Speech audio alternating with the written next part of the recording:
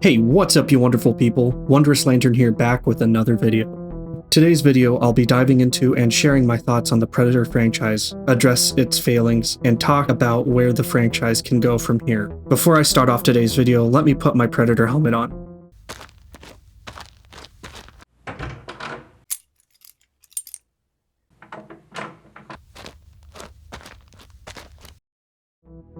There we go. Now we can begin. Let me preface this by saying I know I'm going to get a lot of hate for what I'm about to say, but please hear me out. I found Prey to be very overrated. Shut up! I was bored when watching and couldn't stick it out to the end. The concept is cool, the execution misses. A Native American taking on a predator in early American years sounds like a fun and entertaining concept. But the idea was muddled down by terrible characters, boring and over-the-top dialogue. Where are you going? And ideas that just don't work well with the core concept. I told myself, this will work if the Predator doesn't have the new age tech, or just weak versions of the tech we've come to know that we see in the first film, Predator, like the cloaking device, plasma caster, or targeting device. Boy, was I disappointed when the first shot of the Predator in Prey used not only a cloaking device, but somehow a better version of the classic cloaking device. This device was not disrupted by water. You know, something that I'm pretty sure the first Predator would have really enjoyed using. The weaponry seemed on par, if not more capable than what we've seen in the past, like the targeting system being able to scatter and target 3 targets at once, instead of just the classic triangle dots. Once I saw the technology was pretty much the same, if not better, than what we've seen in previous installments, I was immediately taken out of the film, and my excitement sort of drifted away. Oh well, we tried. I kept watching after the excitement was gone in hopes that it could come back, but it just went downhill for me. I'd like to add, for what it's worth, that I find it sad that I didn't like Prey.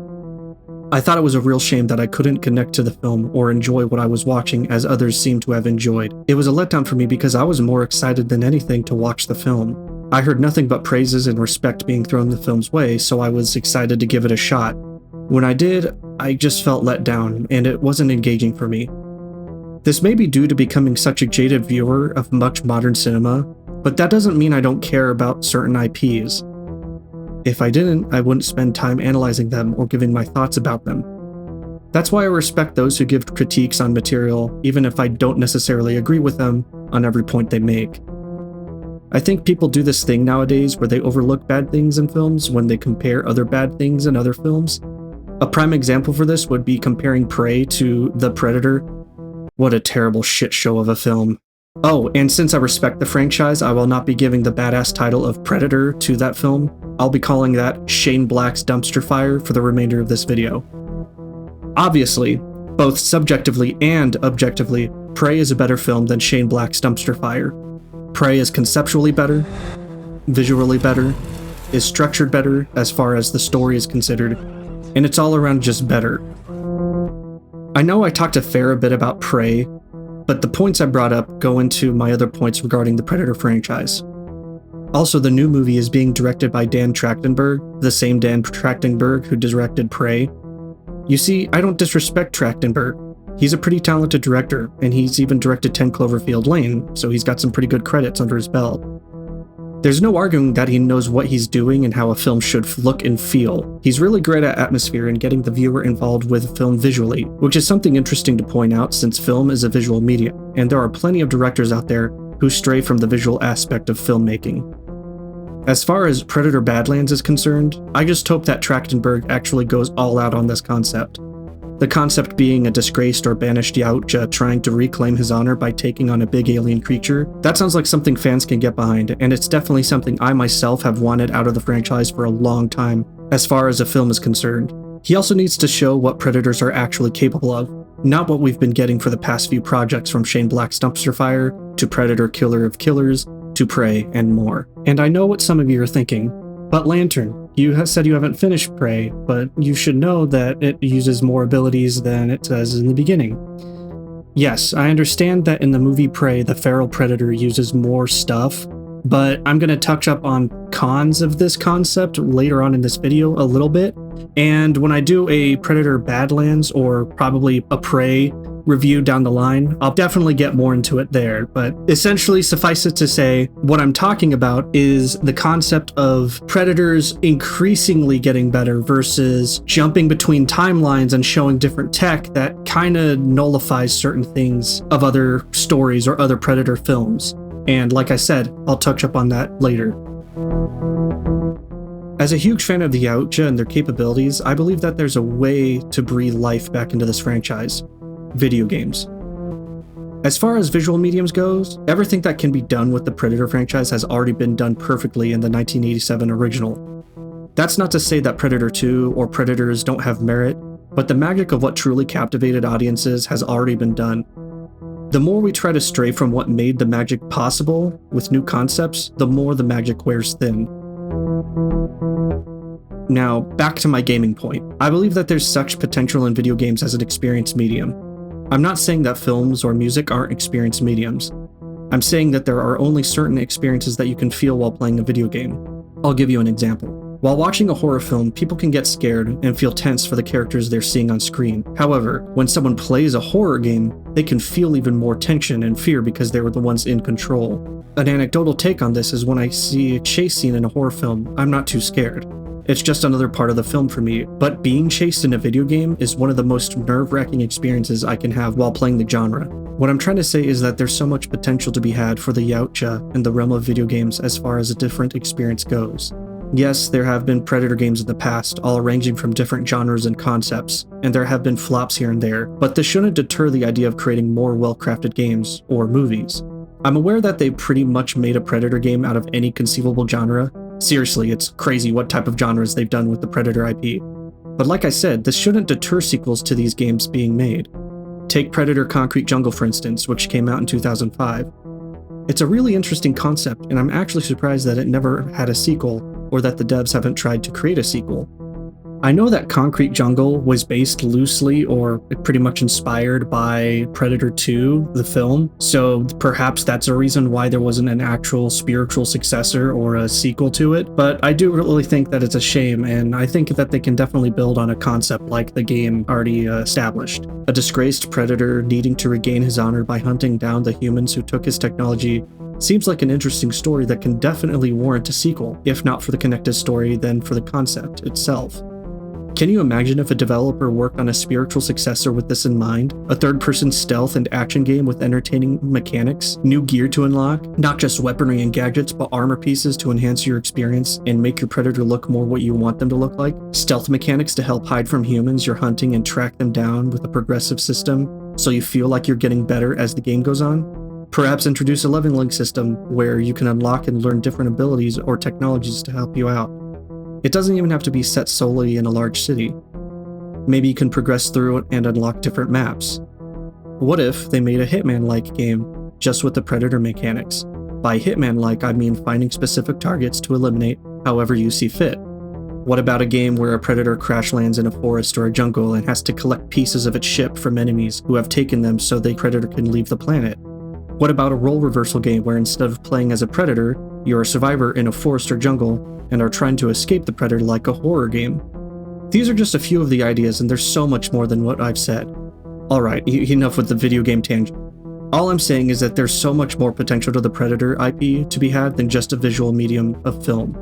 I think the biggest issue with the Predator franchise, as far as the movies are concerned, is that we're hit with a balance between great to absolute trash, looking at you, Shane Black's dumpster fire. That's my new suit, Bubba. To everything in between. Like Predator 2 wasn't well received when it first came out, but it gained a cult following later. Predators is another that comes to mind. A story about a group of people stranded on a foreign world only to find out it's like a game reserve or hunting planet for the Yautja to test their skills or observe their prey. I don't think it was well received when it first came out, but I don't really hear too much backlash about it nowadays, and I kinda sit somewhere between it being bad and good. But I'd have to lean on it being good on a subjective scale. I'm not saying that Predators is anything to write home about, but I definitely think that this is worth mentioning, especially considering that we're talking about the differences between film perception and the quality that we've been getting from years and years. Because of the polarizing differences in reviews and audience acceptance, I can understand why some studios have a hard time trying to make a new Predator film that will actually be well received. I also think that the reverse is happening regarding initial to later reception of movies. Like, The Force Awakens was well received, but upon thinking about it or viewing it later, it definitely doesn't live up to the hype one could feel upon a first viewing. The same could be said about Prey. I swear I'm not going to go on to another rant about the film, okay? All I heard was nothing but positive reviews or comments from people I knew or posts I read on the internet, so I thought I'd give it a shot. I was actually really excited when I saw it was available to watch for free on one of the streaming services I use. However, when I first watched it, I really felt let down. Like, the hype kinda ruined it for me, but it was worse because I started viewing it under a first-time lens and it still didn't hold up. Usually whenever this happens, I try to tell myself to sit through and wait for it to get good, but it rarely does. My take on the situation, just like how I view what Disney should do with Star Wars, is let it breathe.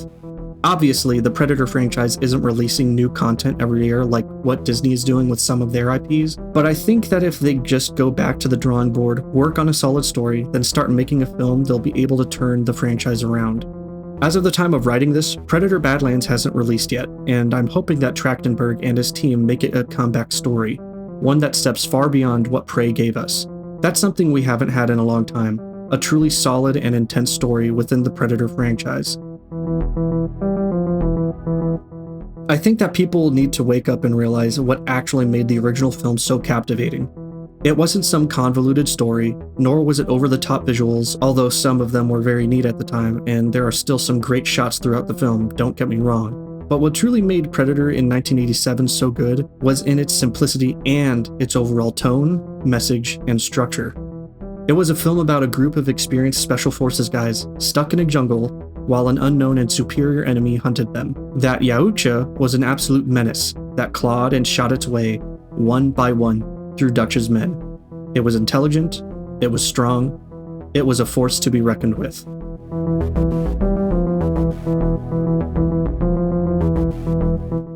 Even in the film's finale, Dutch, the huge and able-bodied soldier played by Arnold Schwarzenegger himself, struggles to combat JP. This film was able to let the audience know just how much of an enemy this alien creature was, because if Arnie himself was struggling, what could the average Joe do? The stakes were established, the abilities were shown, and the fight represented something deeper than just it's a strong guy against a strong alien. I'm going to touch up on something that annoys me that I hear from Prey or Shane Black's dumpster fire defenders. You've heard it before, the "it takes more than strength to take out a predator" argument. Yes, indeed it does. But I think these people are either being unintentionally ignorant of the first film, or they're being obstinate for the sake of their own argument. Go, rewatch that film, take notes and come back to me and tell me what you saw. I'll help you out. In the film's finale, during Dutch's and JP's battle, you can see Dutch try to lure his foe into a trap. He eggs JP on, and it nearly falls for the trap, but it feels the spikes and realizes what Dutch is trying to do. So, it goes around to take Dutch out from another angle, only to have been lured into a spot where Dutch could use the trap's counterweight to finish JP off. This sort of execution takes the cognitive ability to prepare and think critically in high-stress moments. It takes intelligence. It also takes strength. This doesn't fully eliminate JP either, since it was able to laugh and start a time bomb. Early on in the film, you can see Dutch and the squad lifting, pulling, and setting up traps. This whole view that you need intelligence to finish off a predator is part of the film's finale. It takes both brain and brawn to finish off a predator. Nowadays, we get weak predators with stupid goals that are too inept to utilize some of their best abilities and arsenal to accomplish their mission. I say this all the time when I talk about modern Star Wars, and I'll say it here. Whenever sequels or prequels fail to execute their stories correctly, especially about concepts introduced in the original, it retroactively makes the original concepts worse. For instance, why would JP not equip an individually focusing targeting system that can shoot 3 individual targets instead of 1? It could have taken out Dutch's squad quicker, and possibly Dutch himself, since the time frame would have been altered. Also, why doesn't JP not go with a better optical camouflage resistant to water? Tech we clearly see in Prey. Wait.